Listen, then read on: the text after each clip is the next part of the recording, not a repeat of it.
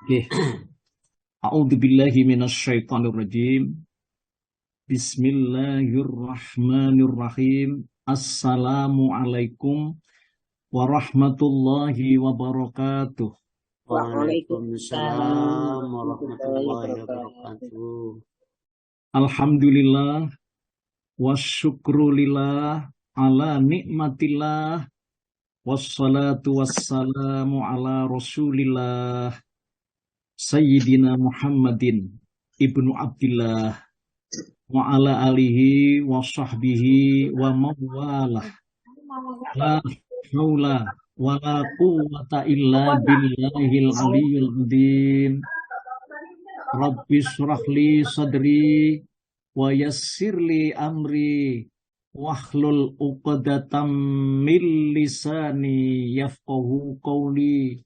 Rabbi zidni ilma warzuqni fahma amma ba'du.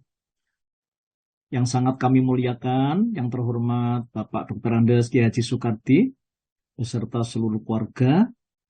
Kemudian yang sangat kami hormati, yang sangat kami muliakan, guru-guru kita semuanya, para pini sepuh, para alim ulama. Kemudian yang sangat kami banggakan adalah yang mengurus kajian Zoom online Asyifa, ya rahimakumullah. Ya, semoga Allah menganugerahkan tetap teguh pendirian. Semoga Allah menganugerahkan tetap terus sehat, semangat terus untuk mengatur jalannya dakwah, ya, ada di Zoom online Asyifa ini.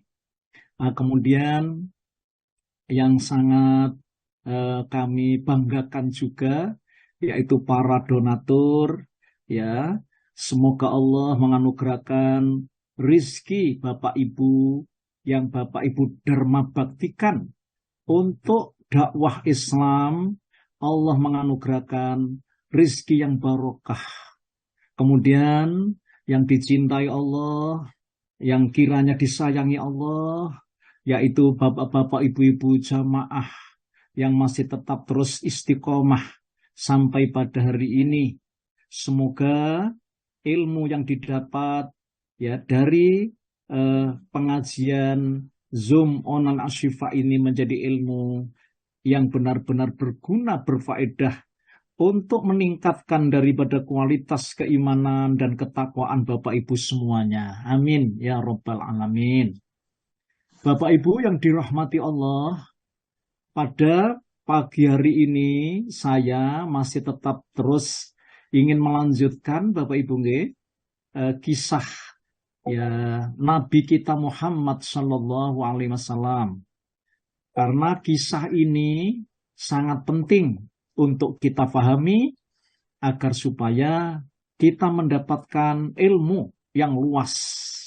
Karena sepak terjang Nabi kita Muhammad Sallallahu Alaihi Wasallam ini adalah wahyu dari Allah Subhanahu Wa Taala.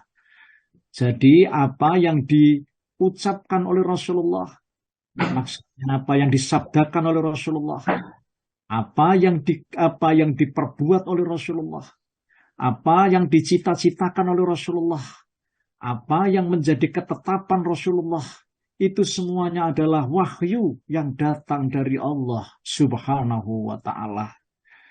Wa ma yantiqu 'anil hawa in huwa illa wahyu yuha. Al-ayah. Bapak Ibu yang dimuliakan Allah, pada pagi hari ini saya ingin melanjutkan di mana pada pekan yang kemarin, hari Kamis yang lalu, itu saya berusaha untuk menalar kedalaman makna hikmah jadi dibalik strategi hijrahnya Nabi Muhammad Shallallahu Alaihi Wasallam itu pada pertemuan pekan yang lalu. Dan pada hari ini saya ingin menyampaikan tema, ya, mengenai melihat titik terang sepak terjang langkah dakwah Nabi Muhammad Shallallahu Alaihi Wasallam, ya, sejak Baiat Aqobah hingga hijrah ke Madinah Al-Munawwarah. Nah, Bapak Ibu, ya, rupanya kemanusiaan Nabi walaupun itu adalah seorang nabi dan rasul yang dipilih Allah, tetap nabi itu adalah manusia biasa. Ya. Maka diutus untuk juga bangsa manusia, juga diutus untuk bangsa jin. Nonton. Tetapi itu urusannya jin, ya. Sedang kita ini urusannya manusia. Maka kita mengetahui bahwa sepak terjang Nabi kita Muhammad Shallallahu Alaihi Wasallam itu adalah landing kepada kemanusiaannya.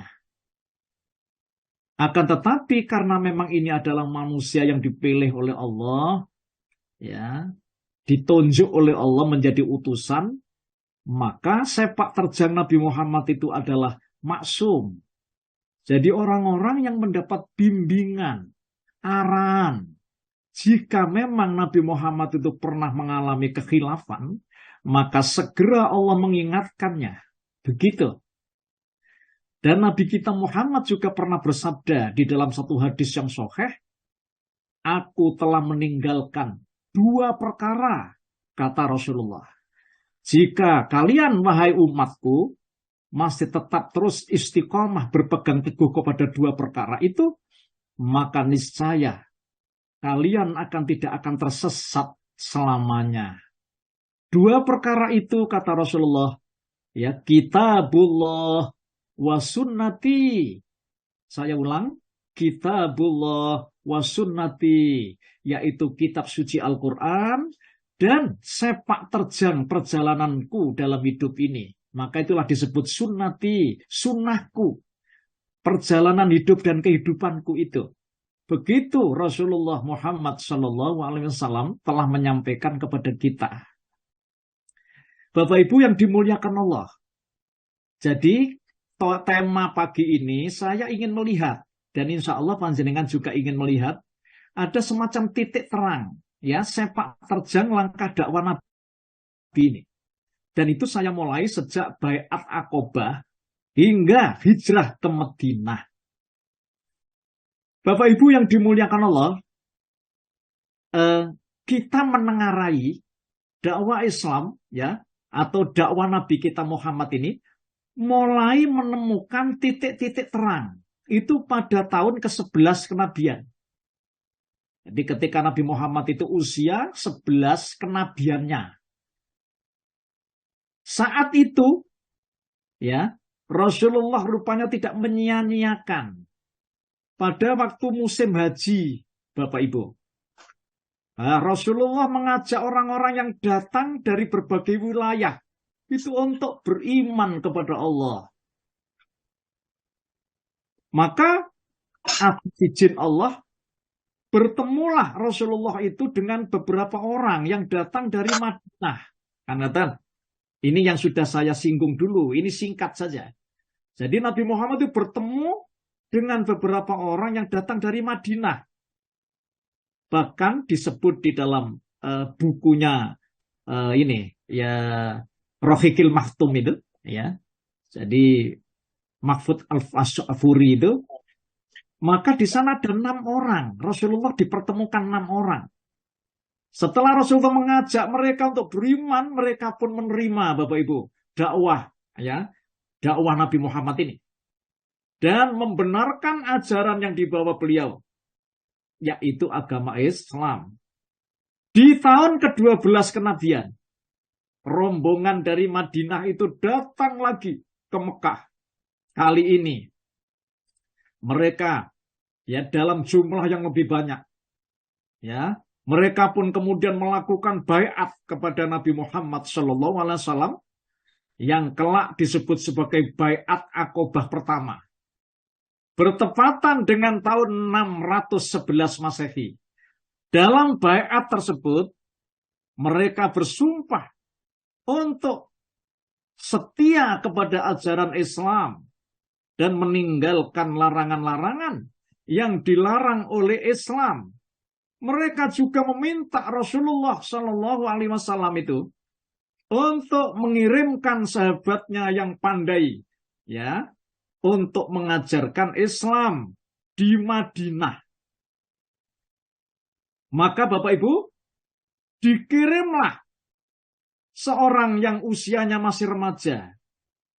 Dialah orang yang bernama Mus'ab bin Umar al-Abdari. Dulu sudah pernah saya sampaikan. Untuk mengajarkan kitab suci Al-Quran kepada penduduk Madinah. Maka Mus'ab bin Umar al-Abdari ini dianggap sebagai duta Islam pertama. Yang dikirim ke wilayah baru yang mayoritas penduduknya belum memeluk Islam.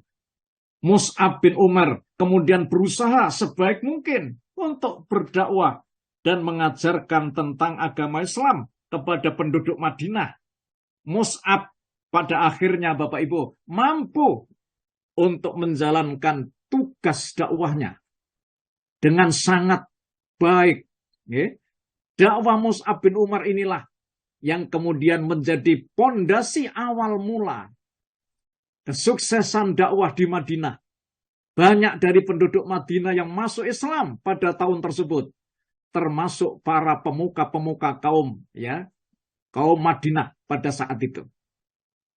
Bapak Ibu, kesuksesan dakwah Mus'ab bin Umar ini di Madinah kemudian berlanjut Bapak Ibu dengan Baiat Aqabah kedua yang berlangsung di tahun ke-13 setelah kenabian. Bapak Ibu yang dimuliakan Allah, ya, ada kurang lebih 73 orang datang ke Mekah lagi untuk berbaiat dengan Rasulullah Shallallahu Alaihi Wasallam. Dalam baiat tersebut, penduduk Madinah bersumpah setia kepada Rasulullah dan siap untuk berjuang membela Nabi Muhammad Shallallahu Alaihi Wasallam, membela dakwah beliau, sebagaimana mereka membela dan melindungi istri dan anak-anak mereka sendiri. Subhanallah. Baiat ini kemudian berlanjut Bapak Ibu. Dan dakwah Islam kembali tersebar di Madinah. Dengan penyebaran yang sangat cepat. Jika dianalisa, sesungguhnya Rasulullah Shallallahu Alaihi Wasallam dan kota Madinah memiliki hubungan emosional yang cukup kuat memang. Karena ini ada salah satu di antaranya, karena kuburan dari ayah Rasulullah, maksudnya makam ayah Rasulullah itu berada di Madinah. Sedang juga makam ibunda beliau ada di dekat Madinah. Di sisi lain, sesungguhnya dakwah Islam di Madinah itu memiliki dimensi politik yang cukup kuat. Umat Islam di Madinah saat itu sangat merindukan kedatangan Nabi Muhammad Shallallahu Alaihi Wasallam karena mereka sangat membutuhkan sosok pemimpin yang dapat membantu kaum mereka menghadapi rumpun suku mereka sendiri, Bapak Ibu, yang telah lama terjadi pertentangan, yaitu antara suku Aus dan suku Hazrat, juga menghadapi persaingan ekonomi dan politik dengan bangsa Yahudi yang merupakan penduduk minoritas di Madinah pada waktu itu. Bapak Ibu yang dimuliakan Allah, di samping itu umat Islam Madinah juga telah lama mendengar akan munculnya seorang nabi penutup seperti yang dikabarkan oleh Nabi Isa. Hal ini mereka ketahui dari orang-orang Yahudi yang tinggal di Madinah pada saat itu. Orang-orang Yahudi meyakini bahwa nabi penutup tersebut nantinya akan muncul dari kalangan bangsa Yahudi. Begitu menurut orang Yahudi. Akan tetapi nabi penutup itu ternyata kenyataannya muncul dari kalangan bangsa Arab. Bapak Ibu, maka mendengar berita ini menjadi senanglah bangsa Arab di Madinah. Mereka dengan tangan terbuka menyambut dakwah Rasulullah Shallallahu Alaihi Wasallam. Telah mereka dengar jauh-jauh hari maksudnya, dari orang-orang Yahudi Madinah itu. Bapak Ibu, langkah dakwah Nabi Muhammad selanjutnya adalah hijrah Bapak Ibu ke Madinah. Itu pada pertemuan yang lalu sudah saya sampaikan. Jadi strategi hijrah Rasul, kemudian juga makna kedalaman daripada hijrah Rasul. Ya, tadi langkah dakwah Nabi ini, kemudian hijrah Bapak Ibu ke Madinah. Maka dicatat oleh ulama sejarah pada hari Senin, tanggal 8 Rabiul Awal, tahun ke-13 dari nubuah atau tahun pertama dari hijrah, bertepatan dengan tanggal 23 September 622 Masehi, Rasulullah Shallallahu Alaihi Wasallam tiba ada di wilayah Kuba. Jadi tiba di Kuba. Kemarin sudah saya sampaikan. Bapak Ibu, tidak lama Rasulullah membangun masjid itu ada di Kuba itu. Maka terkenalah sampai hari ini bahwa di Kuba itu ada masjid yang pertama kali Rasulullah menginjakkan kakinya ada di Madinah atau wilayah yang dekat dengan pusat kota Madinah, yaitu Masjid Kuba. Maka peristiwa ini menjadi sejarah yang penting dalam proses pendirian masyarakat Islam pertama dalam sejarah. Gerakan hijrah ini kemudian juga diikuti oleh keluarga dan para sahabat beliau. Mereka meninggalkan kehidupan mereka yang sudah mapan di kampung halaman mereka dilahirkan, Bapak Ibu, yaitu Mekah, ya kan? Untuk berjuang, berdakwah, dan mengembangkan peradaban Islam di Madinah. Maka dalam waktu yang relatif singkat, dakwah Islam mulai berkembang di Madinah dengan jumlah umat yang cukup besar tersebut. Rasulullah Shallallahu Alaihi Wasallam dapat leluasa melakukan hal-hal penting untuk mensukseskan dakwah Islam di Madinah itu. Bapak Ibu yang dimuliakan Allah. Ini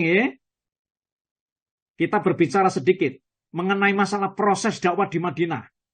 Inilah yang oleh banyak para ahli sejarah dianggap sebagai sebuah langkah yang sangat penting di dalam perkembangan dakwah Islam. Inilah titik-titik terang, ya, sepak terjang dakwah Nabi yang mengalami kemajuan. Bapak Ibu, sebuah fase baru yang menjadi kelanjutan dari fase dakwah di Mekah. Dalam kitab sirah, ya, sirahnya Rohiqil Maktum, ini Al-Mubarakfuri, maksudnya gitu ya. Ya, mendefinisikan hal ini dengan sebuah tema menarik, yaitu Al-Bina Mujtama'ul Jadid. Ini mendefinisikan ya Al-Mubarakfuri, Bapak Ibu, di dalam bukunya itu. Apa itu Al-Bina Mujtama'ul Jadid? Yaitu gerakan membangun masyarakat baru. Masya Allah. Karena di Madinah Rasulullah dianggap mampu melakukan langkah-langkah strategis untuk membangun sebuah kekuatan politik baru, yaitu tegaknya sebuah ummatan wasaton. Jadi tegaknya ummatan wasaton, Bapak Ibu. Ada yang nafsiri itu tegaknya negara Islam. Jadi ada yang tafsir begitu, di dalam sirah yang lain. Ibnu Ishaq juga mengatakan begitu. Jadi ummatan wasaton ini dibangun oleh Rasulullah. Apa maksudnya ummatan wasaton? Umat penengah. Yaitu sebuah umat yang beriman kepada Allah. Umat yang berakhlak mulia. Yang dilandasi dengan persatuan dan persaudaraan yang amat kuat. Rasulullah rupanya berhasil membangun umat ini, Bapak Ibu, yang muncul di tengah-tengah semenanjung Arabia, yang selanjutnya akan berkembang menjadi salah satu kekuatan politik yang sangat berpengaruh, baik di tingkat regional maupun internasional. Masya Allah. Sampai hari ini, atas izin Allah, agama Islam menyebar ke seantero dunia ini. Bahkan mandi, terapi, video, para periset-periset dunia bahwa kelak agama Islam ini nanti jadi akan tetap terus berkembang sampai hari kiamat. Bapak Ibu yang dimuliakan Allah Subhanahu wa taala. Ya. Ini kita juga ingin menyaksikan, Bapak Ibu, saat saat Rasulullah itu menentukan pemilihan lokasi masjid dan rumah Rasul. Ya, ini juga sangat menarik. Itu kita amati. Ketika Rasulullah tiba di Madinah, ya maksudnya ke pusat kotanya Bapak Ibu. Sejak hari itulah ulama sejarah memberikan sebutan kota Yasrib itu dengan nama Madinatul Rasul. Itu dalam sejarah. Okay? Jadi sejak Rasulullah itu menapakkan kakinya di pusat kota pada saat itu, nah, gitu ya, maka ulama sejarah memberikan sebutan kota Yasrib itu dengan nama Madinatul Rasul. Kenapa demikian? Karena rupanya ketika Rasulullah itu datang ke pusat kota Madinah, betapa gembiranya ya orang masyarakat Madinah pada saat itu menyambut Rasulullah dengan penuh kesukaan dan kegembiraan, Bapak Ibu. Okay? Dan pada saat itu Nabi Muhammad juga memproklamirkan, ya, kota Madinah yang asalnya namanya Yasrib itu dengan sebutan nama Madinatul Al-Munawwarah. Oh, jadi pada saat Rasulullah itu sudah menapakkan kakinya ada di pusat kota itu, Bapak Ibu. Inilah hari yang sangat monumental. Beliau mendapatkan beberapa penawaran dari para sahabat agar beliau singgah di rumah mereka. Oh, ngatan. Bapak Ibu, di antaranya sahabat yang dicatat oleh ulama sejarah adalah sahabat yang bernama Utbah bin Malik. Ada sahabat Abbas bin Ubadah bin Nadlah. Dan beberapa sahabat pada waktu itu ada di Madinah. Ada beberapa orang dari Bani Salim bin Auf agar Rasulullah tinggal di rumah mereka. Masya Allah. Namun beliau kemudian menolak dan berkata, biarkanlah unta ini bebas berjalan. Sesungguhnya dia sudah mendapatkan perintah. Masya Allah. Ngeten Bapak Ibu. Jadi Rasulullah itu naik unta. Ya, naik unta. Untanya namanya Al-Qaswa. Dan pada saat itu rupanya Rasulullah itu tali kekang unta itu dicegat ya oleh masyarakat Madinah pada saat itu. Dan mereka menawarkan Bapak Ibu agar supaya Nabi Muhammad itu singgah di rumahnya kan gitu. Tetapi Nabi Muhammad menyampaikan, biarkanlah unta ini bebas berjalan. Sesungguhnya dia sudah mendapat perintah. Gitu. Masya Allah. Gitu. Ini mukjizat juga ini Bapak Ibu. Gitu. Jadi tidak bisa kita mengatakan begini. Berarti unta wono-anu nih Pak. Tidak. Tapi itu adalah mukjizat dari Rasulullah ya, atas izin Allah. Keadaan ini menunjukkan betapa mereka sangat perhatian kepada beliau, Bapak Ibu. Dan kerelaan hati mereka dalam pengambilan keputusan. Jadi keadaan ini menggambarkan juga betapa rasa senangnya mereka dengan kedatangan seseorang yang sangat diharapkannya untuk menjadi pemimpin bagi mereka. Di mana keputusan untuk menginap diserahkan kepada apa yang diinginkan oleh beliau. Bapak Ibu, sebuah keputusan yang tentu saja dapat meminimalisasikan perselisihan di antara penduduk Madinah itu. Ini nggih. Jadi ketika itu berebut agar supaya Rasulullah itu menginap pada di rumahnya.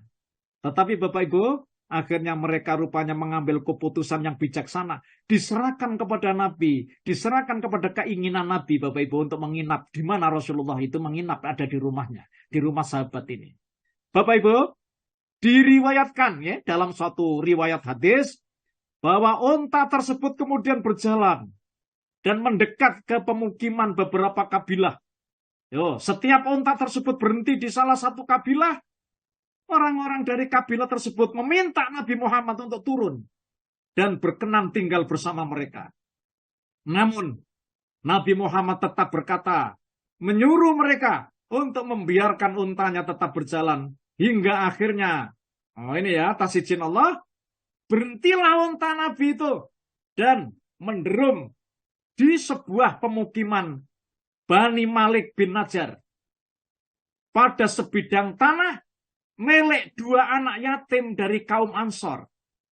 Lokasi itulah yang kemudian akan didirikan Masjid Nabawi dan rumah Nabi kita Muhammad Sallallahu Alaihi Wasallam.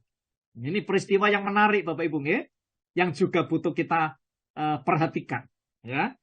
Bapak Ibu, Menurut Al-Mubarakfuri, gitu ya, dalam bukunya Rohiqil Maktum dijelaskan bahwa Rasulullah dalam rangka membangun masyarakat Islam di Madinah itu dapat digolongkan dengan 3 langkah utama. Dan jadi beliau menyimpulkan, ya, dalam rangka Rasulullah itu membangun masyarakat Islam di Madinah, itu rupanya diteliti oleh ulama sejarah yang namanya Al-Mubarakfuri ini dapat digolongkan dengan 3 langkah utama. Atau dari 3 langkah ini mudah-mudahan nanti cukup waktu nih. Bapak Ibu, ketika Rasulullah sudah sampai di Madinah, program pertama yang dikerjakan Rasulullah adalah mendirikan masjid.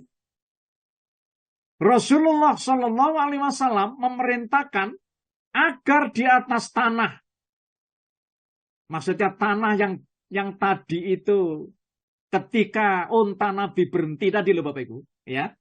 Jadi ada di perkampungan Bani Najjar itu tadi, gitu kan? Itu Rasulullah menginginkan supaya di atas tanah itu dibangun sebuah masjid. Ya. Di dalam riwayat hadis, pada saat itu Rasulullah itu memanggil kedua anak yatim itu. Itu rupanya tanah itu miliknya 2 anak yatim, Bapak Ibu. Bernama Sahal bin Suhail bin Amru. Itu 2 anak yatim tadi. Keduanya masih berada di bawah asuhan dan tanggung jawab seorang sahabat namanya As'ad bin Duroro. Jadi As'ad bin Duroro ini termasuk pengasuh dari 2 anak yatim tadi yang mempunyai tanah tadi. Untuk menanyakan harga tanah itu. Jadi Nabi Muhammad menyuruh berapa harga tanah itu. Namun kedua anak yatim itu mengatakan, wahai Rasulullah, kami berniat untuk menghibahkan tanah itu.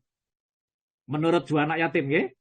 Namun Rasulullah Shallallahu Alaihi Wasallam tidak bersedia menerimanya, Bapak Ibu, hingga beliau membayarnya dengan harga 10 dinar. Jadi Nabi Muhammad membeli tanah itu. Lah tanah itu adalah milik 2 anak yatim. Lokasi tersebut jauh sebelumnya adalah sebuah mirbat. Jadi mirbat itu tempat untuk menjemur buah kurma. Jadi tanah itu rupanya dipakai sebelumnya itu untuk menjemur kurma. Al-Mubarakfuri mendeskripsikan, jadi maksudnya menyimpulkan bahwa Rasulullah memulai membangun masyarakat baru ini dengan mengatakan, disinilah kata Rasulullah tempat singgah insya Allah. Dalam hadis ya.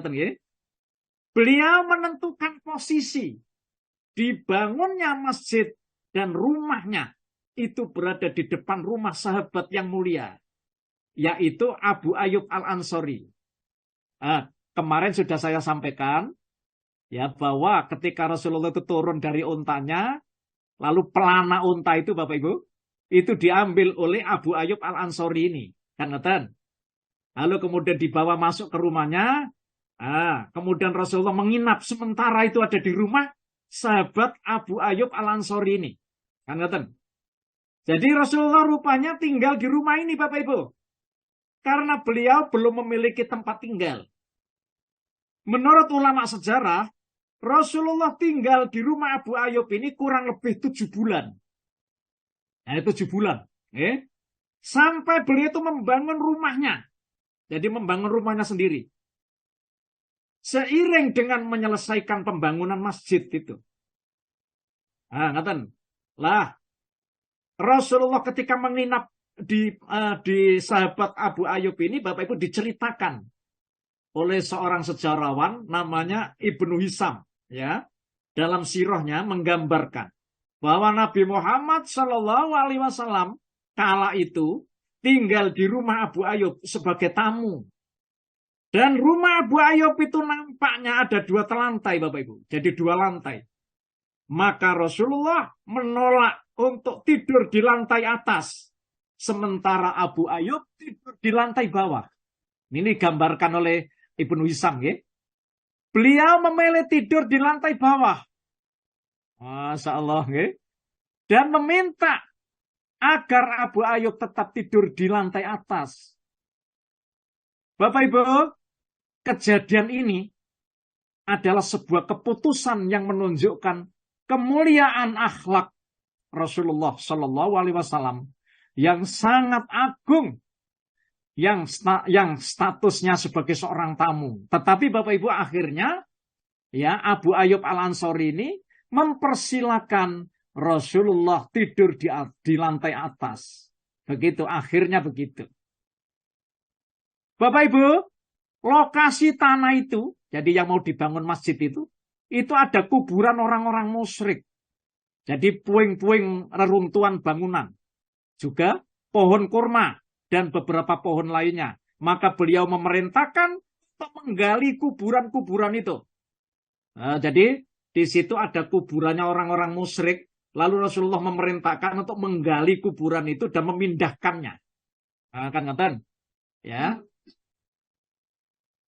Kemudian juga Rasulullah menyuruh untuk meratakan dan membersihkan puing-puing, ya, bangunan, memotong pohon-pohonnya dan menetapkan arah kiblatnya yang saat itu masih menghadap ke Baitul Maqdis. Jadi pada saat itu rupanya kiblat umat Islam itu masih mengarah ke Baitul Maqdis, Bapak Ibu.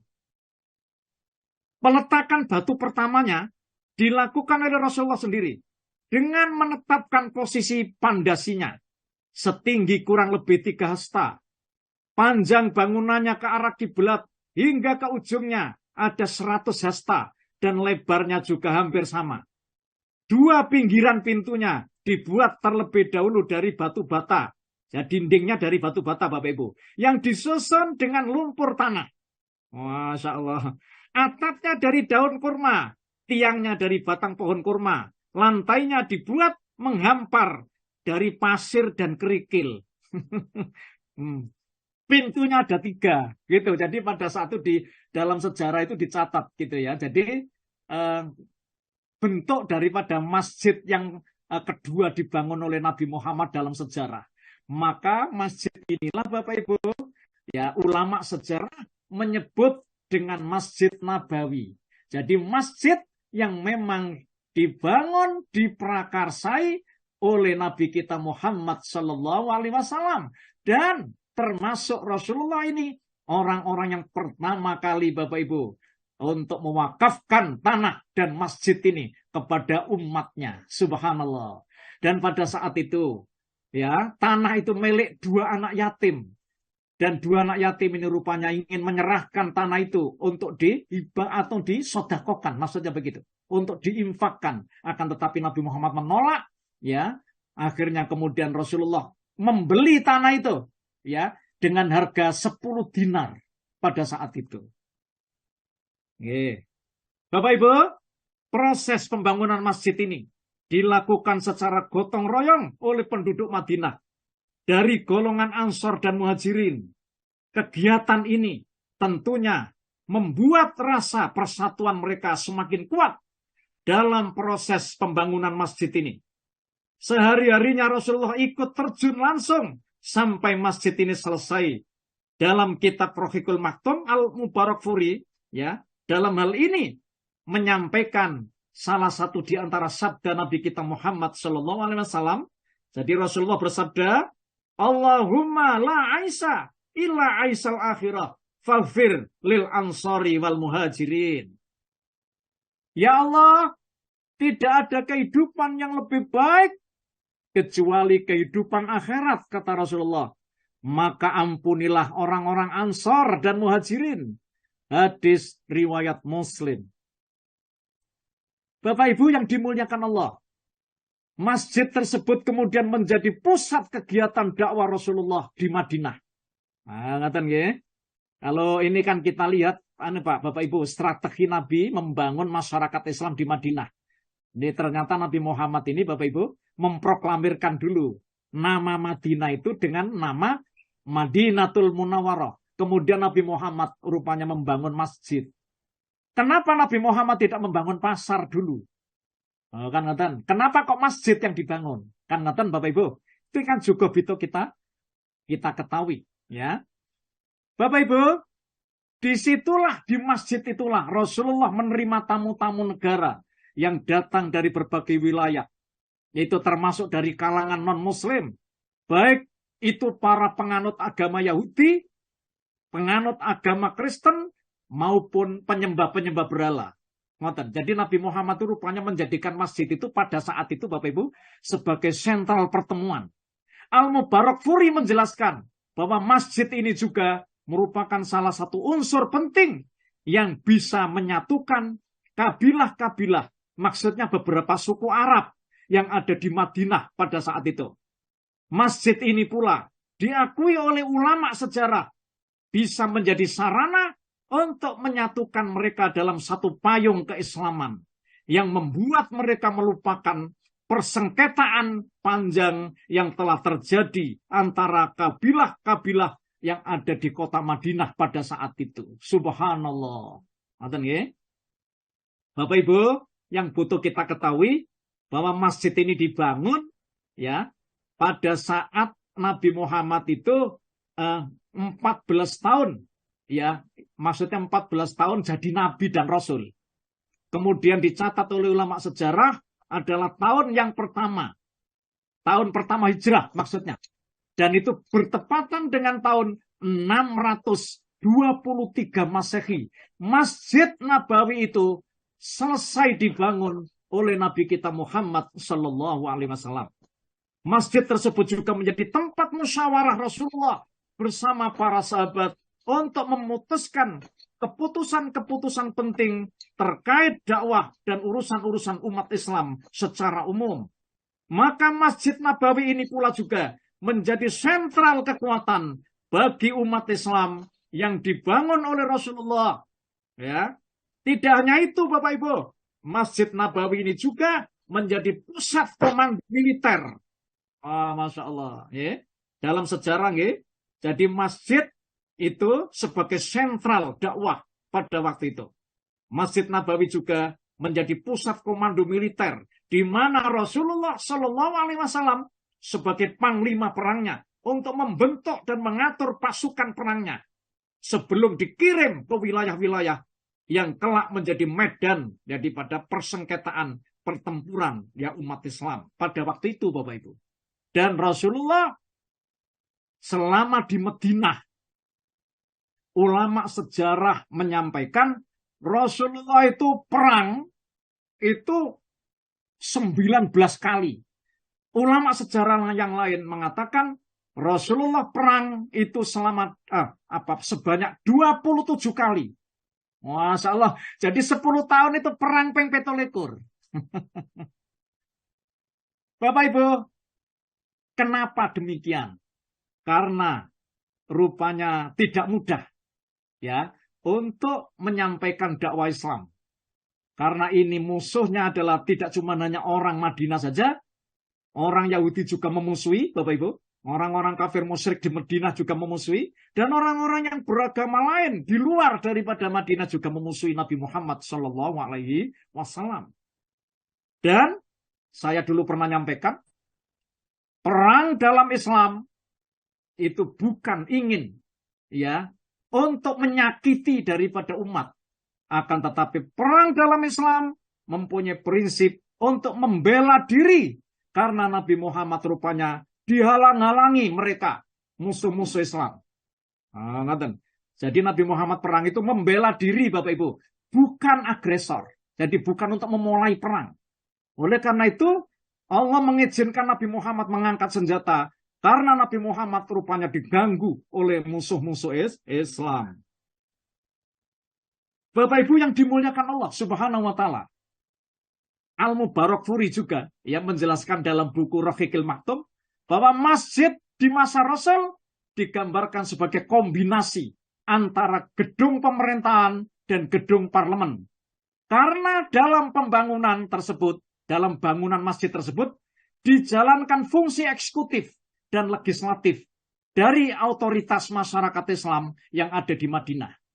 Tidak hanya itu, Masjid Nabi Muhammad tersebut juga merupakan rumah bagi sebagian orang-orang mukmin yang belum punya tempat tinggal, yang baru hijrah dari Mekah, Masya Allah, dan dari tempat-tempat lainnya. Karena sebagian mereka tidak memiliki keluarga, tidak memiliki bekal ataupun rumah, maka masjid tersebut menjadi tempat mereka bernaung untuk tempat tinggal dan beribadah. Bapak Ibu, inilah salah satu di antara guna dan manfaat Rasulullah membangun Masjid Nabawi pada saat itu. Subhanallah. Dan Bapak Ibu, nggih. Bapak Ibu yang dimuliakan Allah Subhanahu wa taala. Ini langkah-langkah Nabi Muhammad, nggih. Sepak terjang dakwah Nabi kita Muhammad. Langkah Rasulullah yang kedua. Nah, ini adalah menguatkan tali persaudaraan antara kaum Muhajirin dan Ansor. Bapak Ibu, ini rupanya dipandang oleh Rasulullah juga sebagai sarana dakwah yang ampuh, yaitu menguatkan tali persaudaraan antara kaum Muhajirin dan Ansor. Langkah ini ya adalah bagian dari strategi yang sangat penting untuk mengantar keberhasilan dakwah Nabi Muhammad SAW. Karena kaum Muhajirin datang ke Madinah itu sebagai pendatang baru. Sebagian dari mereka merupakan orang-orang miskin yang rela meninggalkan rumah dan harta benda mereka demi mengharap keridhaan Allah Subhanahu wa taala. Maka saat mereka tiba di Madinah, sebagian besar dari orang-orang Muhajirin, bahkan termasuk Rasulullah sendiri, belum memiliki tempat tinggal, Bapak Ibu.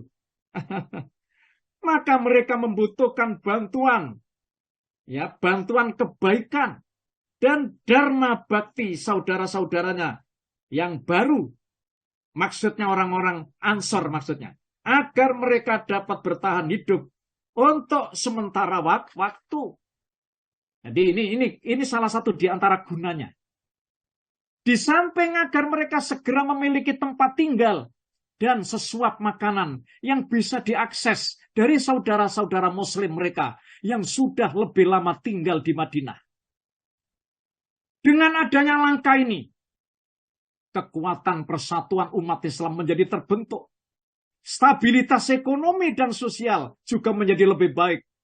Sehingga selanjutnya menjadi modal utama untuk mengembangkan dakwah di tanah baru mereka, yaitu Madinah maksudnya.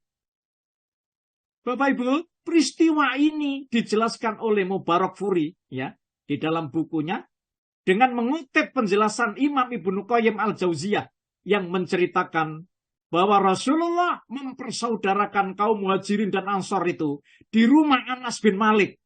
Nah, ini Anas bin Malik ini. Okay? Jadi Anas bin Malik itu Bapak Ibu memang lahir di Madinah aslinya, yaitu dari suku Najjar.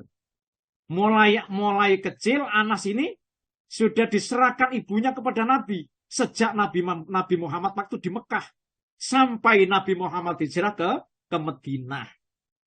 Dalam program ini Rasulullah mengumpulkan kurang lebih 90 orang sahabat. Separuh dari kalangan Ansor dan separuhnya lagi dari kalangan Al-Muhajirin. Kemudian Rasulullah mempersaudarakan mereka, Masya Allah, agar saling tolong-menolong, saling mewarisi harta. Bapak Ibu, saling mewarisi harta ya sampai sejauh itu. Jika ada yang meninggal dunia di samping kerabatnya, Masya Allah, waris mewaris ini berlaku hingga perang Badar. Jadi nanti akan kita teruskan, ya. Ketika turun ayat yang melarang ya hal ini. Jadi saling mewarisi sampean gitu. Nabi Muhammad itu mempersaudarakan ya dengan orang-orang Ansor ini. Ansor ini Madinah, Bapak Ibu. Lah, Bapak Ibu, maka akhirnya turunlah ayat Al-Quran yang melarang bahwa orang lain menjadi ahli waris. Bapak Ibu, ini mau saya bacakan. Nuhun sewu Pak Jandi. Assalamualaikum Pak Jandi. Waalaikumsalam Pak Ustadz. Monggo Pak Ji. Pak Ji, monggo dipun buka Pak. Surat 8 Al-Anfal Pak. Mulai ayat 74 sampai 75. Saya bacakan Pak Ji. A'udzu billahi minasyaitonir rajim. Walladzina amanu wa hajaru wa jahadu fi sabilillah. Walladzina awaw wa nasaru ulaika humul mu'minuna haqqan lahum firatun wa rizqun karim. Walladzina amanu jahadu wa ulaika minkum wa ulul arhami ba'dhum Jalan 3. Ada yang loncat dari jembatan. Meloncat dari jembatan. Inna Allah bikulli syai'in alim. Bismillahirrahmanirrahim. Jadi, Dan orang-orang yang beriman dan berhijrah serta berjihad di jalan Allah, dan orang-orang yang memberi tempat kediaman dan memberi pertolongan kepada orang muhajirin, mereka itulah orang yang benar-benar beriman. Mereka memperoleh ampunan dan rezeki nikmat yang mulia. Dan orang-orang yang beriman setelah itu kemudian berhijrah dan berjihad bersamamu, maka mereka termasuk golonganmu. Orang-orang yang mempunyai hubungan kerabat itu sebagaimana sebagiannya lebih berhak terhadap sesamanya daripada yang bukan kerabat. Menurut kitab Allah. Sungguh Allah Maha mengetahui segala sesuatu. iya, Alhamdulillah. Terima kasih Pak Ji. Bapak Ibu, jadi ayat ini diturunkan. Ya, maka hak waris mewaris itu menjadi gugur, Pak. Bapak Ibu. Karena itu kan bukan keturunannya gitu. Tapi betapa Nabi Muhammad itu rupanya membuat aturan kayak gitu itu. Nih. Maka disebabkan turunnya ayat ini karena gara-gara bahwa bukan keturunannya itu dapat warisan sampai segitu Bapak Ibu. Akhirnya Allah menurunkan ayat ini sehingga hak waris mewaris itu menjadi gugur. Tetapi ikatan persaudaraan masih tetap berlaku. Matan. Al-Mubarakfuri juga di dalam Rohiqil Maktum juga mengutip pendapat Imam Al-Ghazali bahwa persaudaraan antara Muhajirin dan Ansor ini berfungsi untuk menghilangkan fanatisme golongan. Sehingga tidak ada rasa kesetiaan dan kecintaan kecuali kepada Allah. Juga berfungsi untuk menghilangkan adanya perbedaan-perbedaan nasab dan suku. Maka tidak dianggap mulia atau hina seseorang kecuali karena akhlak dan ketakwaannya. Subhanallah. Rasulullah Shallallahu Alaihi Wasallam menjadikan persaudaraan ini sebagai ikatan yang benar-benar harus dilaksanakan. Bukan sekedar isapan jempol dan omong kosong semata. Persaudaraan itu harus merupakan tindakan nyata yang mempertautkan darah dan harta. Bukan sekedar ucapan selamat di bibir, lalu setelah itu hilang tak berbekas sama sekali. Dan memang begitulah yang terjadi. Dorongan perasaan untuk mendahulukan kepentingan yang lain, saling mengasihi, dan saling memberi pertolongan, benar-benar bersenyawa dalam persaudaraan ini, mewarnai masyarakat yang baru dibangun oleh Nabi Muhammad SAW, dengan beberapa gambaran yang mengundang detak kekaguman. Bapak Ibu, Imam Al-Bukhari di dalam riwayat hadisnya, tatkala mereka orang-orang muhajirin itu tiba di Madinah, ya, maka Rasulullah mempersaudarakan Abdurrahman bin Auf dengan Sa'ad bin Ar-Rabi'. Dan ini Abdurrahman bin Auf itu lahir di Mekah, Bapak Ibu. Kemudian dipersaudarakan itu dengan seorang Ansor yang namanya Sa'ad bin Ar-Rabi'. Sa'ad berkata kepada Abdurrahman, ini dalam riwayat hadis ya, sesungguhnya aku adalah orang yang paling banyak harta di kalangan Ansor ini. wahai Abdurrahman, ambillah separuh hartaku itu untuk menjadi dua. Jadi separuh hartaku itu menjadi dua. Aku juga mempunyai dua istri. Masya Allah. Maka lihatlah mana yang kau pilih agar aku bisa menceraikannya. Jika masa iddahnya sudah habis, maka kawinilah ia. Bapak Ibu, sampai segitu Bapak Ibu.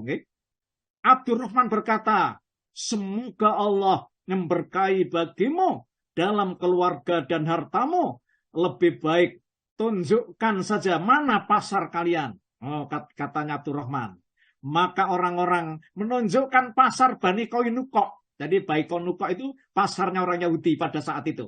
Tak seberapa lama, ya tak beberapa lama kemudian dia sudah mendapatkan sejumlah samin dan keju.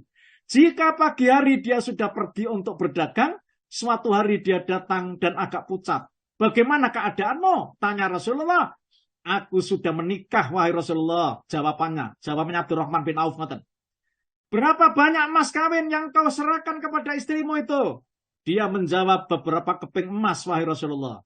Masya Allah Bapak Ibu. Jadi dari hadis ini, itu bisa kita ketahui, Bapak Ibu, betapa kaum Ansor itu luar biasa, ya persaudaraannya. Kan ngeten, ya.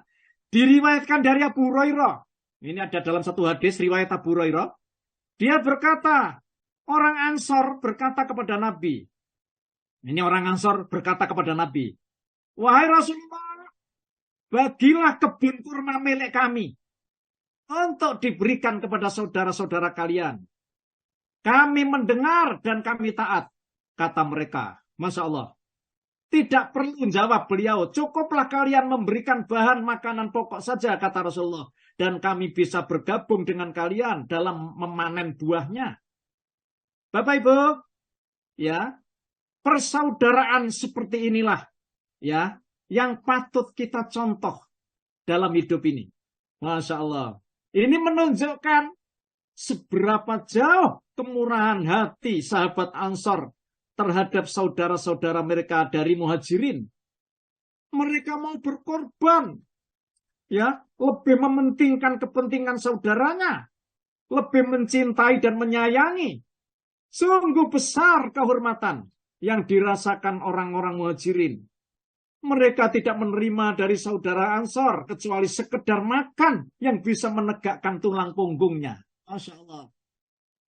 Pertautan persaudaraan ini benar-benar merupakan tindakan yang sangat tepat dan sangat bijaksana karena bisa memecahkan sekian banyak problem yang sedang dihadapi orang-orang Muslim seperti yang sudah kami isyaratkan di atas tadi. Bapak Ibu yang dimuliakan Allah, dengan mempersaudarakan orang-orang mukmin itu, Rasulullah Shallallahu Alaihi Wasallam telah mengikat suatu perjanjian yang sanggup menghilangkan belenggu kejahilian dan fanatisme kesukuan tanpa menyisakan kesempatan bagi tradisi-tradisi jahiliyah. Bapak Ibu, inilah isi perjanjiannya. Ini ditulis oleh Rasulullah, Bapak Ibu. Ya, perjanjian ini berlaku di antara orang-orang mukmin dan Muslim dari Quraisy dan Yasrib. Ini khusus, Bapak Ibu. Nanti insya Allah akan kita bicarakan perjanjian dengan orang-orang non-Muslim. Ya, Bapak Ibu, salah satu di antara perjanjiannya isinya ini, saya ingin menyampaikan isinya. Dan ini rupanya saya ambil dari buku sejarah Sirah Nabawiyah yang dikarang oleh Mubarak Furi di dalam Rohiqil Maktum. Bapak Ibu, mereka adalah umat yang satu, kata Rasulullah, di luar golongan yang lain. Ya, dua, Muhajirin dari Quraisy dengan adat kebiasaan berlaku di antara mereka harus saling kerjasama dalam menerima atau membayar suatu tebusan.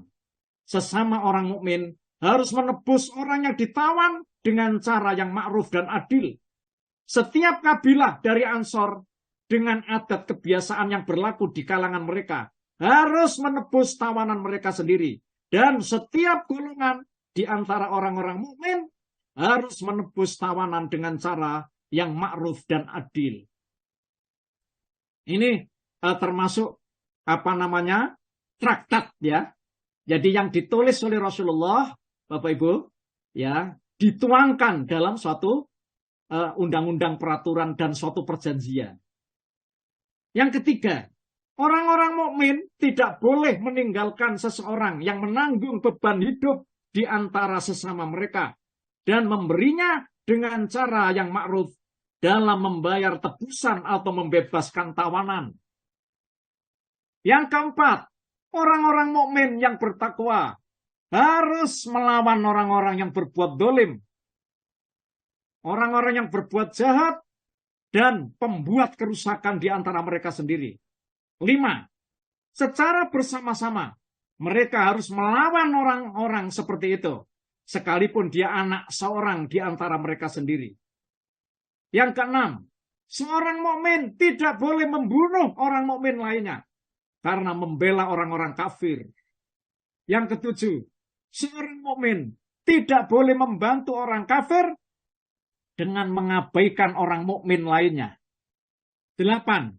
Jaminan Allah adalah 1. Orang yang paling lemah di antara mereka pun berhak mendapat perlindungan. Yang ke-9, jika ada orang-orang Yahudi yang mengikuti kita, maka mereka berhak mendapat pertolongan dan persamaan hak, tidak boleh didolimi dan ditelantarkan. Yang ke-10, perdamaian yang dikokohkan orang-orang mukmin harus 1. Seorang mukmin tidak boleh mengadakan perdamaian sendiri dengan selain mukmin dalam suatu peperangan fisabilillah. Mereka harus sama-sama adil.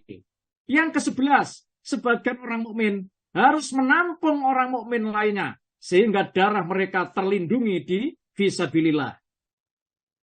Yang ke-12, orang musyrik tidak boleh melindungi harta orang Quraisy dan tidak boleh merintangi orang mukmin. Yang ke-13, siapapun yang membunuh orang mukmin yang tidak bersalah, maka dia harus mendapatkan hukuman yang setimpal, kecuali jika wali orang yang terbunuh itu merelakannya. Yang ke-14, semua orang mukmin harus bangkit untuk membela dan tidak boleh diam saja. Yang ke-15, orang mukmin tidak boleh membantu dan menampung orang jahat. Siapapun yang melakukannya, maka dia berhak mendapatkan laknat Allah dan kemurkaannya pada hari kiamat, dan tidak ada tebusan yang bisa diterima. Yang ke-16, perkara apapun yang kalian perselisihkan harus dikembalikan kepada Allah dan kepada Nabi-Nya Muhammad Sallallahu Alaihi Wasallam. Bapak Ibu yang dimuliakan Allah, dengan hikmah dan kebijakan seperti ini, Rasulullah Sallallahu Alaihi Wasallam telah berhasil memancangkan sendi-sendi masyarakat yang baru. Tentu saja fenomena ini memberikan pengaruh spiritual yang sangat besar yang bisa dirasakan setiap anggota masyarakat karena mereka menjadi pendamping Rasulullah. Sementara itu, beliau sendiri yang mengajari, mendidik, membimbing, mensucikan jiwa manusia, menuntun mereka kepada akhlak yang mulia, menanamkan adab kasih sayang, persaudaraan, kemuliaan, dan ibadah ketaatan kepada Allah Subhanahu wa Ta'ala. Bapak Ibu yang dimuliakan Allah, ini strategi Rasulullah yang luar biasa, Bapak Ibu.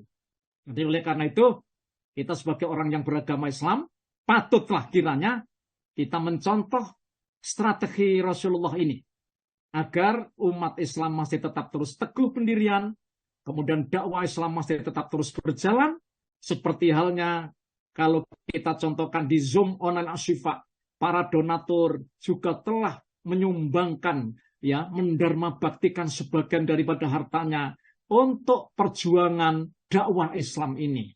Semoga Allah merahmati Bapak Ibu semuanya, dan insya Allah akan kita lanjutkan nanti di pekan berikutnya mengenai masalah yang namanya Piagam Madinah, ya. Piagam Madinah itu apa dan untuk apa? Lalu bagaimana, ya, masa depan Piagam Madinah itu bagi Nabi kita Muhammad, kemudian juga para sahabat Nabi dan umumnya umat-umat Islam sampai hari ini, insya Allah. Saya serahkan kepada Pak Haji Alwi. Terima kasih Pak Haji. Semoga bermanfaat. Monggo Pak.